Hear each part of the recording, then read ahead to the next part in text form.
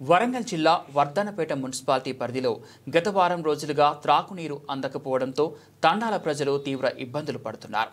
తాండాకు machine Bhagiratha నీటితో పాటు bore మోటార్ల ద్వారా కూడా తాగునీరు అందడం లేదు. దీంతో మున్సిపాలిటీ అధికారులు ట్రాక్టర్ ట్యాంకర్ ద్వారా నీటిని అందిస్తున్నారు. రోజు ఉదయమే వ్యవసాయ పనులకు వెళ్లే గిరిజనులు ట్యాంకర్ కోసం ఎదురు చూస్తూ నానా ఇబ్బందులకు గురవుతున్నారు.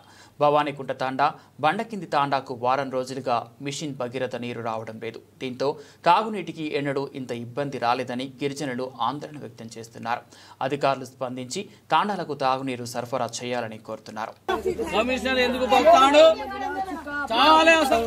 ఇక గొర్రెలు బొర్రెలు అందరూ ఇంటి కాడనే ఉన్నది. ఒక్క చుక్క అన్నల్లో వస్తలేదు, మాకు నీళ్ళు లేదు.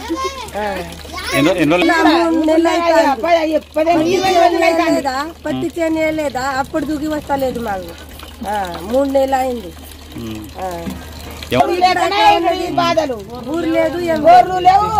నీళ్ళకి ఎత్తడికి 4 రోజులు 4-5 రోజులు మోటార్ కాలిపోయి ఇబ్బంది పడతా అంటే కమిషనర్కి అంత సోయలేదా?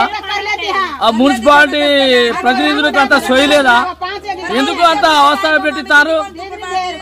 వరంగల్ జిల్లాలో అంత కలెక్టర్కు లేదా? జాయింట్ కలెక్టర్కు లేదా? ఎవరు పట్టించుకోరా? ఈ ప్రజలంతా ఇబ్బంది పడతా అంటే ఇప్పుడు మా తండ్రిలో చనిపోయాడు.